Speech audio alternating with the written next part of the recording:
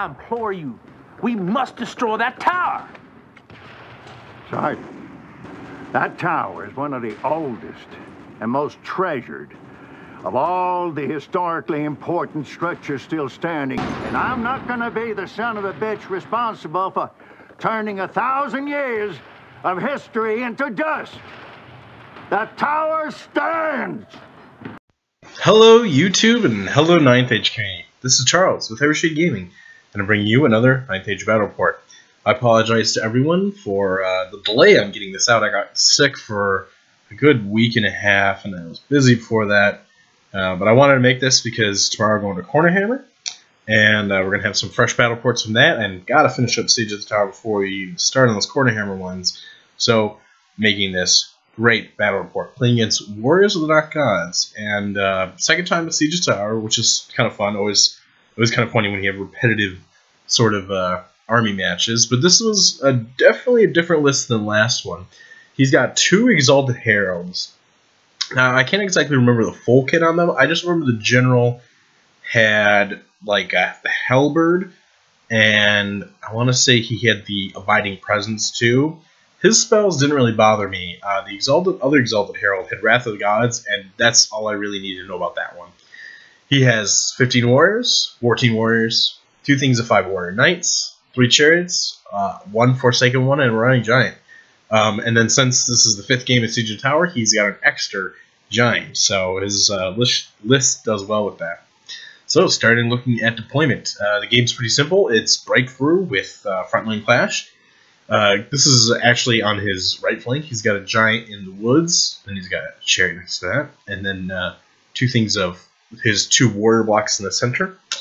And I want to say he started deploying this, and this is kind of like his center of the field, and then we traded a couple drops, and then I put everything else down. So I've got my 22 heavy infantry on the left there, steam tank in the forest, 4 Knights of Sun Griffin in front of that field. Behind them, I got the mortar. And then next to my mortar, I have my light infantry. Next to my light infantry there, I've got my 10 archers, and my wizard is in my archer, or behind the light infantry. And then I've got my big block of Imperial Guard, got my arcane engine. I've got Bobby the Giant, who I've borrowed for this game. I have giants, or I had giants actually. I had a giant at this game, but I forgot to bring him that weekend, so I'm borrowing Bobby the Giant. I've got a cannon on the hill, then I've got my 14 light infantry with crossbows on the hill as well, and then rounding out my deployment, I've got 5 knights all the way in the right there. I was hoping to use those guys to break through into the deployment zone. And then rounding out the warriors deployment, so he had his warriors right there in the center. He just dropped more chariots to the right of the forest. He put his Exalted Heralds behind his blocks, and he put both his warrior knights on the same flank, and then his Forsaken one is also on that one flank. So the Knights of the Sun Griffin are going to have to fight those knights, and the Forsaken one. The core is kind of headed right for my Imperial Guard and my light infantry. On the right flank, oh man, I really don't have much over there, and he's got those 3 chariots and those 2 giants. There's a possibility I could use the knights to kind of maybe block one giant, because the nice thing about the giant is they're only like strength 5 in this tournament. I think the one that's all the way on the right is only strength 5. So they have a chance to maybe go in there and beat them. So the general is the one on the right, that's Exalted Herald. He's got the halberd, which is the big axe. And then the cool Belcore model, that is his Exalted Herald. That's going to be casting Wrath of the Gods every single turn, because from my experience, that's what warrior players like to do, is throw Wrath of the Gods. So I don't blame them. It's a good spell. I let Warriors Dark God go first. I wanted them to move a little bit closer, and I thought, give him turn 1 won't really hurt me too much. So he moves up. None of the stuff too aggressively, because I do have some possible counter charges with like my Knights of the Sun Griffin, and even that giant could possibly go out and counter charge something. So in the magic phase, he gets Wrath of the Gods off. Surprise, surprise. I can't remember if I couldn't. I think I just couldn't stop this. I had dice and I just couldn't beat him. So that's gonna be fun. Empire Assault Cell turn 1, I put accurate on my light infantry to make them hit better. And then in my movement phase, I really don't move up that much. Move the Giant back a little bit. I move the Knights of Sun Griffin just back a little bit. And everyone else was basically looking good. Had, sight with my Wizard, who I wanted to do. Arcane Engine kind of tried a bit a little better. Obviously going to try and throw some Ice and Fire around. This is also pre-hotfix Ice and Fire. And that Ice and Fire was hot. Yeah. I was really worried about the right flank at this point. I just didn't think I had enough shooting. Magic Phase, get Flux card 3, which is not a bad start. 5 dice, 5 Veil tokens. I can't remember if I did all that much my first Magic Phase. I know I put Altered Sight on my light infantry. Made me really sad, though, because I forgot that Wrath of the Gods was coming down. And, of course, the first Wrath of the Gods come down wipes out over half of the light infantry unit and wipes out some of my Imperial Guard, too. So that was disappointing. I was really upset when that happened, because I think I didn't even think about how it was going to happen, and then it happened, and then I was like, oh my gosh. That's like... So that unit was so buffed to go kill something, and then they couldn't really, it was like 10 shots. Do a little bit of shooting on one of the warrior units. This, I want to say, is either the mortar or the crossbowmen. My cannon misfires turn 1, which is really bad news. I need that cannon to be hitting and smoking things instead of itself is smoking. And then we pick on that other war unit and we get 4 models off. I want to say this was the handgunners did this because they're hitting on 3s. Pretty good. Hitting on 3s, winning on 4s. War Stockyard turn 2. He charges both of the knights at the Knights of Sun Griffin. He had I want to say he had a 10 and 11, and he didn't make it with either of them. So I was really excited about that because now they stumble forward, and now I'm in an easy counter charge position. And you'll see which one I charge later on. For the rest of the movement, he's avoiding that rune in the middle, which I thought was kind of interesting. I don't know if he needed to do that. He's holding back with one of his Exalted Heralds, is literally just kind of casting Wrath of the Gods. He's obviously pretty concerned about my shooting still, because those Exalted Heralds are expensive. One cannon can make up its points pretty quickly by killing one of those, and they only have 4 wounds, so... the right flank is also not moving. Again, it can't move up too fast because the giants, thankfully, are kind of countered by my giant and my knights, and the chariots are just, a little bit slow. They're only moving 8 or something like that. Just took a picture of these knights. They looked really cool. I'm pretty sure he cast a buff on them. I want to say it was plus some toughness on them. And then he gets Wrath of the Gods done. So I let the toughness buff go, I'm pretty sure, and then he still gets Wrath of the Gods off. Just something about Wrath of the Gods. It's like you can't stop it. Something in its name, I think. However, he does miscast, and he gets the miscast. I want to say he miscast on 333, so it just doubled, but with 5 dice, so it doubled from instead of 333 to 555 or something like that, and he took 2 wounds from it. So start Empire Assault Cell 2, charge the knights to the left with my Knights of Sun Griffin. I'm hoping to just crush them right in one round, and then overrun right into that Forsaken one, get in the flank of that, because that could be a good opportunity to beat that, and then I could maybe threaten those Exalted Heralds even. And this is what the rest of my armor looks like. I moved the archers back, kind of ready for those light infantry with the handguns to get charged by those other unit of knights, or my mortar. I'm pretty sure my wizard is now with my Imperial Guard, and then again, just trying to kind of not get charged by anything on the right, but also just really trying to pick off things. There's one chariot in the front that's leading the pack, and that one needs to die this turn. Otherwise, it's going to get in the cannon, or it's going to get into the crossbowmen, and it's just bad news. So I get Flux card 7, which is awesome because that's a lot of dice, a lot of Veil tokens. Good time for it to pop up. First thing I do is I throw Altered Sight in my cannon. Always nice to let that thing hit on a 3-up, especially at short range. And then I cast, I want to say between Ice and Fire and my shooting, I'm able to get rid of that cannon that was in the front. So very happy to do that because that one was the closest one. I want to say that red dice is marking its back too, so it was definitely the one that was closest up. And then looks like the mortar probably misfired right here, which is a bummer, but the mortar honestly doesn't really have that much to shoot at, so it wasn't like the biggest loss this turn. Knights of Driftman come in and they roll great, and they beat the they beat down those Chosen Knights, or not even Chosen Knights, just Warrior Knights, pretty well. Got a lot of attacks going at them, and then I'm able to run in the flank of the Forsaken one, which is I thought was going to be really cool. So Warriors Dark on turn 3. Unfortunately, there was one chariot that was not too far, and he rolled, and he was able to get these crossbows, which is sort of a bummer, but it was going to happen eventually. And then this giant, I want to say, tried to charge the cannon or the crossbows, and he failed. And he stumbles forward. And then the Warrior Knights charged the handgunners. I want to say I was shooting at them. I might have been shooting at other things. You can see the Wrath of the Gods came down and has killed some more. I didn't take a picture. I mean, it's just happening. You can't really do anything about it.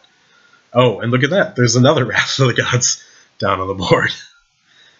Surprise, surprise. Another Wrath of the Gods. It just keeps happening. Just keeps coming. Nicely enough, the handgunners aren't killed to a man. And this is where I messed up because he's within 6 inches of my pairing unit. Pre-hotfix, now 8 inches. And he actually has the same amount of ranks. Or I don't know how we might have played that wrong, actually. I think he had to have a rank. Either way, they stood. I don't know if I rolled really well or we used that roll wrong. They stood.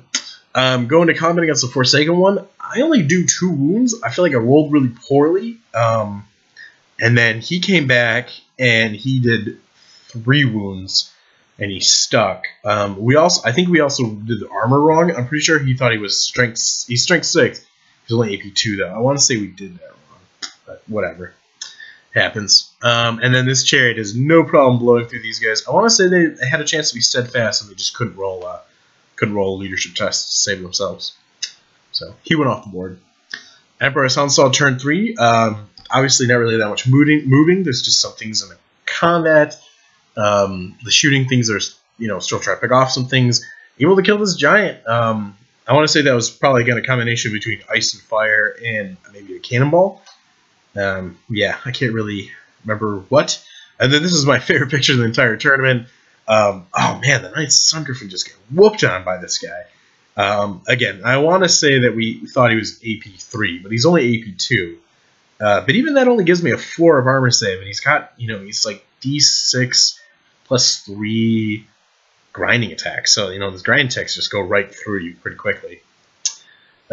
This looks like after a Wrath of the Gods, I'm guessing. I took some more damage. Yeah, Imperial Guard is kind of getting whittled down, and they don't really have that many great targets. But I think he's scared of me. I'm sort of scared of him, so we're not coming at each other. Warriors God, turn 4. He is going to random move into this guy and take out the rest of the Knights of Sun Griffin. Really sad. Yeah, that just combat did not go my way. I use my archers to chaff up these warrior knights. They beat the last dude last turn, and then I don't really remember where they turned. But they're chaffed right now. They charged into those guys. And then this was really big. So I want to say the dice shown are the dice needed to make those charges, an 8 and a 7, and he fails both of them. So I was really excited about that because that gives that cannon one more time to just pop something in the face with a big cannonball. So that was excellent. Got very lucky right there. Because an 8 for a chariot, it's not that hard. A 7 on the giant, that's literally like average. So below average and then average rolls, and he failed both, thankfully. This is Forsaken one, after his random movement, cleaning up the Knights of Sun Griffin. Oh, poor Knights of Sun Griffin. Those Forsaken ones, they're tough. They're tough, people. 5-up regen's pretty nice on them. And then, I'm not really sure what I'm showing with the Exalted Herald. I want to say this might be the time. Yes. Look at that, everybody. Another miscast, but this time on 666s. So this dude is gone. So that is one Exalted Herald who has been sucked up in the war.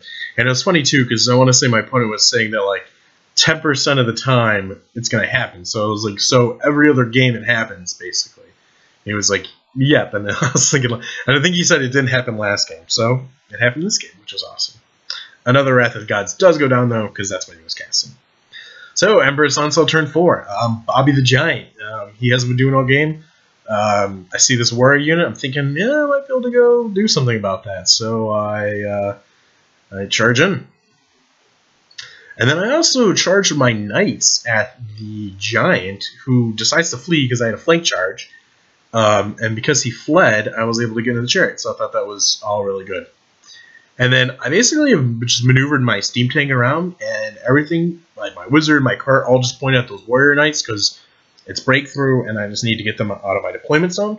So I'm going to be throwing ice and fire. I'm going to throw Quicksilver Lash at them. I'm just doing whatever I can. I'm blocking them with kind of blocking them in with the steam tank so they can't really go anywhere. Yeah, I felt like that was a good. That was my best move right now to get those guys out of the deployment zone. Can's still alive, which is really cool, and he's still got an Exalted Herald to shoot at, so I was excited about that too.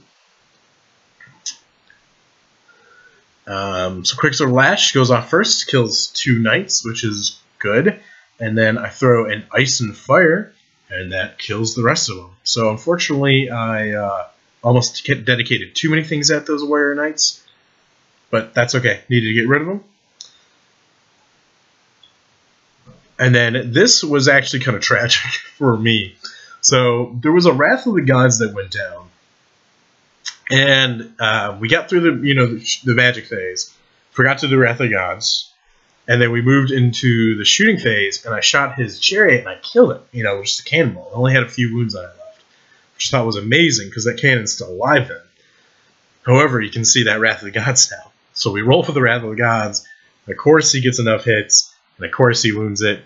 So the cannons actually died before the shooting phase happened, so we kind of obviously moved that around. Chariot's still alive, cannon's dead. My knights actually, I don't suffer any casualties, and I'm able to beat the chariot, however it got away. As you can see, it's up past those warriors. That's okay, I mean, it would have been nice obviously to catch it. Go into the flank of these warriors, and they just whoop on my giant. And I want to say we don't even want to. I don't know. We might just tie or lose combat by 1 or 2. But yeah, they just kind of whooped on the giant so much that he took 5 wounds and he did not do any damage. He rolled really poorly. So Words of Dark God turn 5. Now he's able to countercharge with his other unit of warriors, which is good for him because now he negates my flank. Again, he's probably about to kill Bobby the Giant. Bobby is not made to kill warriors, and that's about it. I was not diligently moving this unit of heavy infantry enough. They have the banner Relentless Company, and I should have been moving them more aggressively turns 1 through 3, but I think I honestly forgot about them. And then the last turn I moved them up, and I think the Forsaken one was 10 inches away, and he was able to kind of catch right back into them. So that's unfortunate. In the combat phase, Bobby is slain easily enough by those warriors. That Strength 4 just has no problem soaking a couple wounds on the T5. And then I lose a couple knights too. The knights flee, but they get away, which is great. Actually, looks like they might have gotten caught, actually. Yeah, I think they are caught, actually, because I could have maybe used them to rally and move into the deployment zone, but they were captured. So they are dead, unfortunately. So nobody's getting the objective, basically. That was Warriors turn 4, so now we're moving into Emperor's Onslaught turn 5. I still have a little bit of shooting left, and I still have quite a bit of good magic left on the board. He moved his Exalted Herald over by my heavy infantry just to support his Exalted one, or Forsaken one. So at this point, I just wanted to start maybe picking on some stuff, so move my Steam Tank forward to shoot at the chariot, got the mortar kind of aimed on some stuff, got my wizard looking at those warrior blocks, got my Arcane Engine pointed over there. We're just going to try and pick points over we can. We're able to use Ice and Fire to kill that other chariot that killed the crossbowman, so that was great. Got a little bit of revenge there on that chariot. Very nice. And then in the shooting phase, shoot the cannon at the chariot. Also, just take it out with one shot. That was amazing. Very good right there too, because I want to say that was a full health chariot. I don't think I did any damage with my knights. I think I just beat it by combat rise. These heavy infantry are not full health. They've been taking damage. I just, it's the last game of the tournament. Didn't really feel like moving them. He moves Exalted Herald behind the hill because, his general doesn't want to lose him turn 6. Smart move, if you ask me. And then he doesn't really have too much else going on. He really doesn't really have any good spells anymore. And, yeah, he just kind of moves his warrior blocks there. So, Empire Sunstar turn 6. I just kind of got a gunner right for these guys. There's not much they can do right now. It's my last turn. I've got my steam taking range. I've got my mortar aimed at one of the blocks too. And I'm just trying to whittle them down, maybe get some more points off those blocks, maybe kill that giant. And it goes extremely well in the next shooting and magic phase. Between magic and shooting, I'm able to completely destroy that warrior block. And then I also, in doing that, caused the giant to flee, which was awesome. So I got half points for the giant, because unfortunately he doesn't have the warrior rule that lets him get the really good, like the reroll on his break test or something like that. So this is the last shot of the game. Yeah, pretty much got that warrior block, had the giant flee, and I was like, you know what, that's as good as I could really ask for. I don't really think I had much more shooting. I had to put a lot of stuff into that warrior block. Those warriors are tough to chew through. But happy to get the points from the warriors, happy to get the points from the fleeing giant. So this game ends up being a 15-5. Really just on straight battle points. I had all the points in my Imperial Guard unit, thankfully, so that's just a huge chunk of points. He lost one of his Scalded Heralds. We tied on the objective, obviously, because nobody got anything on the other side. I didn't even get anything in his deployment zone. He got those warrior knights, but then I was able to turn around and just kind of obliterate them with magic, and really just magic, yeah. Yeah, I had really strong magic phases this game. Everything. Ice and Fire was kind of opening up. My magic phase really got stronger as the game went through, too. I think I was throwing a couple Ice and Fires turn 1 and turn 2, and they weren't really doing much.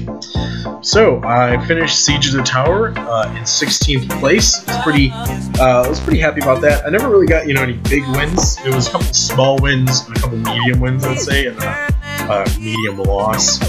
And then I got a low paint score. I didn't get everything painted, unfortunately. That's what you get, I guess, when you don't paint everything. You get a low paint score. But great tournament, really fun. Love Siege of the Tower. Sad to hear that it was the last Siege of the Tower. RIP Siege of the Tower. Thanks to Bill Robertson for putting on such a great tournament. And hopefully maybe get to see him at Cornerhammer and get to play a game against him. Thanks for letting me borrow Bobby. And I want to thank everybody for watching and for thanks for enjoying this battle report. Join the channel.